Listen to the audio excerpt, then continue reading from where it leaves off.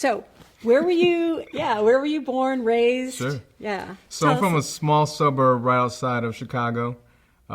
Grew up in a household of 5 women. 5 women and just me. Oh, wow. So I know a thing or two. I thought I knew a thing or two about women. 2-bedroom flat, 1 bathroom. So I saw a lot more than I probably bargained for. Wow. Where were you in the lineup of, like, what was the configuration? So my father really wasn't around. My mother raised me. My grandmother was doing most of the work. My mom was working very hard. My grandmother did most of the raising. And I grew up with my 4 aunts. So yeah, 4 aunts. My mom, she was in and out, and then my grandmother. So my grandmother and my aunts raised me. And that was for the first 7 years of my life. So you were the first of your mom's kids? Yes. Is that what you're saying? Yes. Okay. She ended up marrying when I was about 8 years old to who's now my stepfather. Okay. I ended up taking his name, so that's how I got to where I am. But he taught me a lot about being a man, because I hadn't learned up until then. I learned from different boyfriends that my mom would have or my aunts would have. Tell me a little bit about that. So the boyfriends, and you being a little kid, right? Yeah. What was the experience? Did you understand what was going on there? I did not. I just knew I knew a lot of friends. They were all friends of my aunts. Yeah, we have a new friend this week. Yeah, so yeah. And, fast forward down the line, it's probably why I was the way I was with my relationships, because I saw so many changes and so many things taking place, so much turnover. So, yeah, what's that thing called? Revolving door? Yeah. Yeah, that's what it seemed like. But, when I was young, it was just, they were my friends. They were guys that I grew up with in the neighborhood. And did it feel like a lot of guys? I mean, when you think about it. When I think back on it, yeah, it did feel like a lot of guys. Yeah, when I think back on it, it seemed like a lot of guys. But I had a lot of friends that were protecting me in the neighborhood, that I knew in the neighborhood. I go down the street and see the guys. They say hey. So, yeah, it was actually pretty cool when I was young. Right. Yeah. So were these the boyfriends of the aunts or your mom or both? Yeah, predominantly my aunts, yeah. So then with the boyfriends or the male figures that were coming in, those were your aunts? Yeah. Very cool guys. Okay. I would call them some role models. Wow. Yeah, at that age, I mean, they were just cool to me. Yeah, right. They were the cool guys in the neighborhood. They always came by and took care of me, took me to different places. So, in my eyes, they're role models. Right. Was your dad around or in the picture? No, he was not. Okay. Do you want to share a little bit about that? Yeah. So for very many years, I kind of, especially when my mom got married. When I was 8, I very much so considered my stepdad. My dad took his last name. He raised me. We lived in the house together. But my biological dad was not around, and I had a lot of resentment for many years. But the thing is, I never really thought about the resentment. I kind of brushed it aside. But every time I think about him, I'd feel this feeling inside. But I mask it by saying, he never was around, so why would I feel anything? But every time you said his name, or I saw it, fast forward to when Facebook came out, I found him on Facebook, and I would just still have had this feeling inside, like, why am I feeling this way if I don't care? So obviously I care. What do you believe, reflecting back on your life now, how that impacted you in terms of how you felt about yourself? Or it definitely affected my self-view. I had a lot of rejection. I felt a lot of rejection from that instance that, I never dealt with. But when I look back on it, I can see that I really didn't like myself.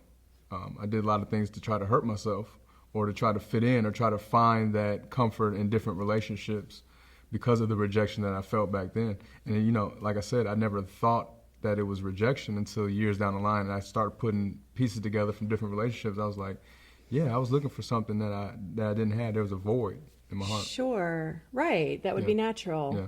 Tell me a little bit about how your mom and your stepdad were being when you were a little kid. Like, what was that relationship like, and what do you think the messaging was? So at first it was a little bit awkward because guy comes, I'm 8 years old, guy says, hey, I'm your father now. I try to, when they were dating, I was calling him Michael because that's his name. Sure. But when they got married, like the next day I tried to call him Michael, he was like, no, I'm Dad. And I'll never forget that, because from that day on, I was like, there was a different, like the bar was raised, like, this is my father. So I'll never forget that. Yeah, it's like an ownership he was taking of you, right? Yeah. He's like, no, you will call me Dad now. And I was just like, okay. But happy about that, right? Yeah, no, yeah, absolutely. Feeling like, absolutely. wow, that's how he feels about me. Yeah, I can point back to that moment now and say that I have that reference for him as my father. So he's the only father I've known. He's the only father that has been around for the most part. Right. So yeah, they have he has a very special place in my heart.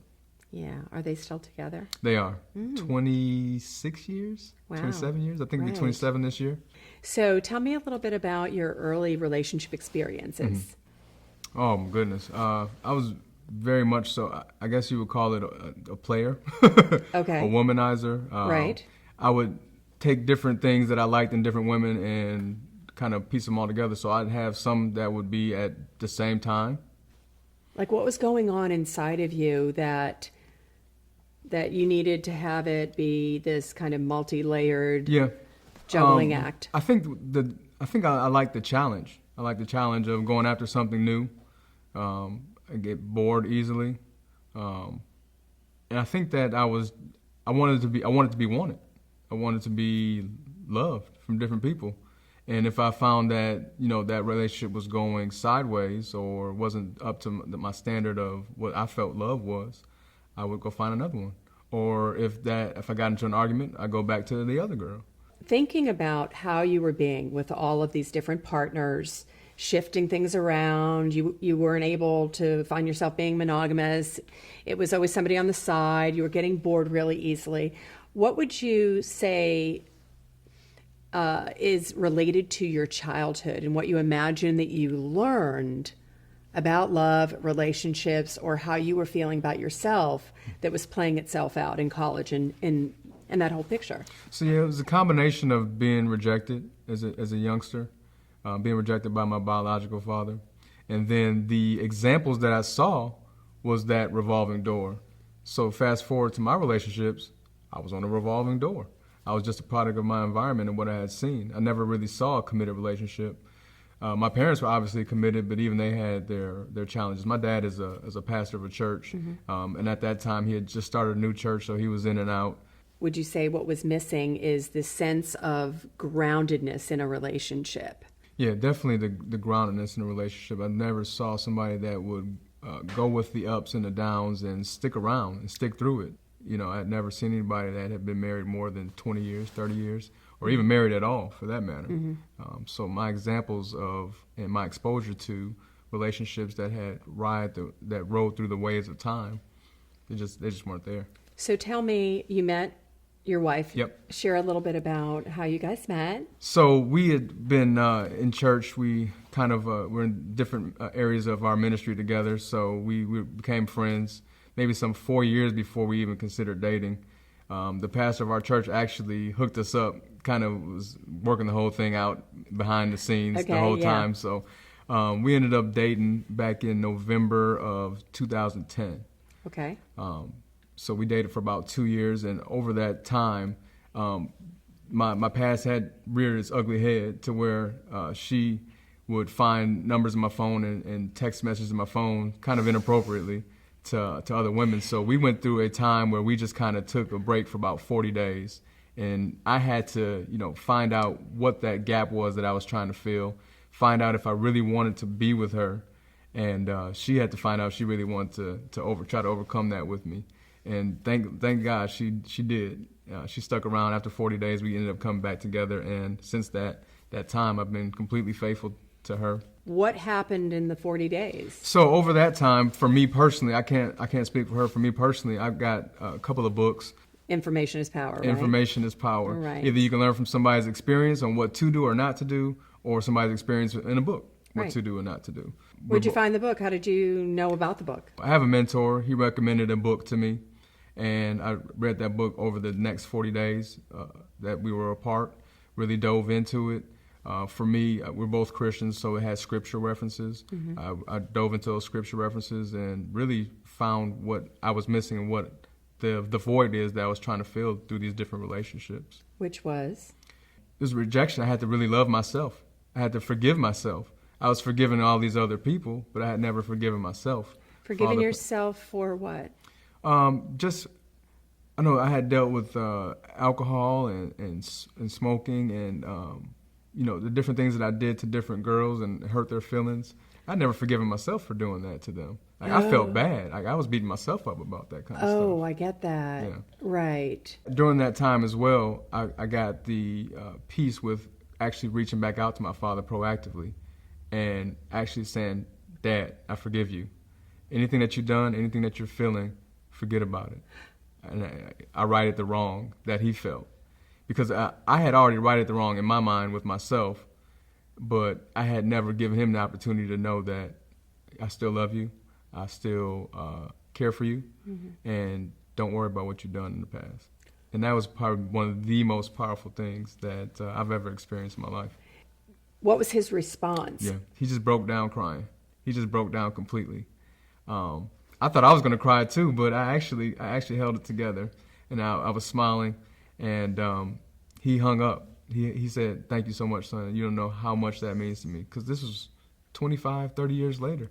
He ended up calling me back. He was like, I just been crying for the last 15 minutes. But this is the best call that I think I've ever gotten in my life. And thank you so much. And now, I mean, every time I go home now for Christmas, we hang out.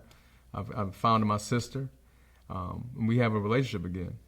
How are you feeling after hanging up?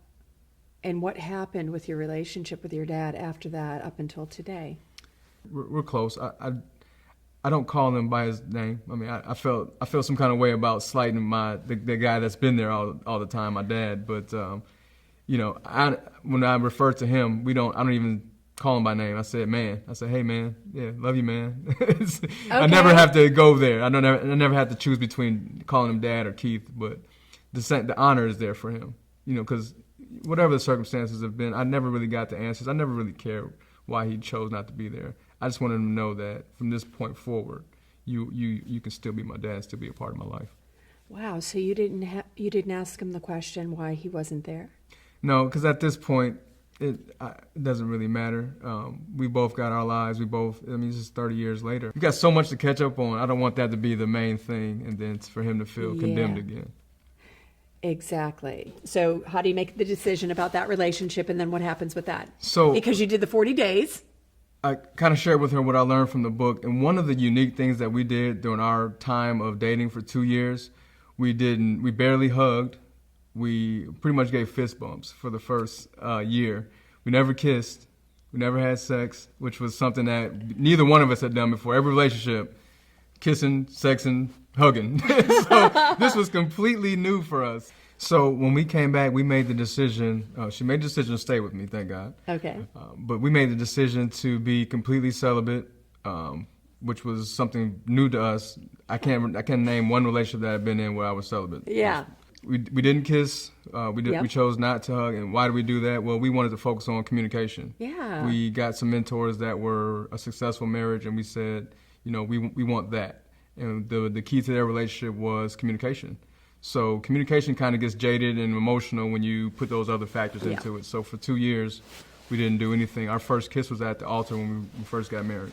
Oh, that's so sweet. Yeah. Yeah, it's kind of romantic. Yes. Right? Yes, okay. Absolutely. So then how was your relationship going? Tell me a little bit about, after you got married. So after we got married, we had dated for 2 years. When we got married, it was kind of seamless because we really focused on communicating. So a lot of I'd say about 90% of marriages is communication. Mm-hmm. We'd already mastered that. Now living together was something that we had to figure out. So wow. there was a little bit of friction there, but it took us about maybe 6 to 12 months before we actually figured that portion out. So maybe there was adjustment. Mm-hmm. With you guys living together, right? Yeah, I get that. But you were saying how you had mastered communication. So we have great relationship mentors that we kind of just followed their blueprint. And one of the things that made them successful were these regular meetings called family meetings, where you kind of have a structured platform where you go over, new business, things you like about each other, things that are challenging for you, and you go vice versa with the spouse back and forth. During our relationship time, we had those relationship meetings. We didn't call them family meetings because we weren't a family yet, but we had relationship meetings on a regular basis. It really forces you to listen because both of us, we're very much so A personalities, and we like to have our word heard, but not necessarily listening to the other person. So So communication is a learned thing. Communication is the number one reason why relationships fail. You know, there's an art to that. So in your experience through your community, you were able to achieve that. That's awesome. So my wife had a friend who recommended a workshop in town and talked about how it completely transformed and revolutionized her marriage. So anything that makes us better, we are people who are always looking for things to make our marriage better, make us better as people. This workshop seemed like it was right up the alley. Nothing was necessarily wrong, but everybody can get better. Maybe you uncover some things that get better. For me, that was what intrigued me about the workshop, is that I probably could uncover some things that would make me an even better person or even better contributor to our marriage. So I was all for it. Love it. So then what happened? So my key takeaway was that I'm very much so a people pleaser. I have a hard time saying no. I'm just trying to make sure that everybody else is good. And even in my marriage, I make sure my wife is good. I make sure my son is good, but sometimes don't pour back into myself the way I need to. And it sometimes comes to a head and it will just come out the wrong way through anger or through, what have you. It would just come out the wrong way. It's not communicated. So you learned in the workshop about your people pleasing. What about that? So no is a word that I typically don't use very often. I hadn't used prior to that. I learned that there is power in saying no, and it is okay to pour back into myself. It is okay to have alone time. It's very much so necessary to have alone time, and that, the people that I think are not going to leave and the people that I'm trying to please and do these things in the community and do these things at work just to keep people around and keep my wife around. My wife's not going anywhere. The people that I need around, they're going to stay around. They love me, but I had to love myself, and I was not really pouring into myself and loving myself and really finding value in myself. My value in myself is in who I am, not in what I do. That's the way it is for you now. It's who you are. But before, it was what you were doing. Your sense of self and your sense of value exchange was through the act of doing, which was your career. Yeah, absolutely. I was definitely a works-based person. If I do A, then B will happen. But now it's more so, I just have to be me. Yeah. There's freedom in being me. There's power in being me. And people love me for who I am, not what I do at all. It's who I am and what I bring to the table personally. And the traits, my smile, people love my smile. People love my eyes. People love my heart and my care and my warmth and the way I make them feel when we talk and have a conversation, not my accolades or my degrees. It's just who I am is what people connect with. So today, your relationship feels like what? There's a deeper connection, deeper understanding. I can see us being together forever, to where it was a little bit of apprehension beforehand for both of us. Like, if it progresses this way, it's very surface level, but we dug past the surface after that weekend, and now we have a knowing and an understanding. We've definitely become one. We are one with each other. We were talking about it just the other day. Like, if we were to separate, I don't know who we would be, because we've invested so much time and resources into becoming one, and we definitely feel a oneness now. Wow, that's big, and it's special, and you make a great case for taking the risk of putting yourself out there and being curious about growing, becoming better, and the partner that you get to be. And what gets generated out of that is this profound love and closeness and trust. Yeah. This is going to last. Not for any other reason other than my commitment, my willingness to do whatever it takes to look at whatever I need to look at. But I don't operate out of fear that this may not last. I'm creating this love. Yeah. This is mine. I own the success. I didn't just get lucky with the right partner. No, I healed my past hurts. I discovered who I was, and I'm really clear about who I am, not only in my life, but who I am in this relationship for someone else. Thank you for being the kind of man that is not perfect and is okay with not being perfect, but your courage to discover who you're not and who you could be, and to be witness to that in our friendship is really inspirational, and I thank you. I love you so much. Thank you. Love you too. Thank you, baby. Thank you.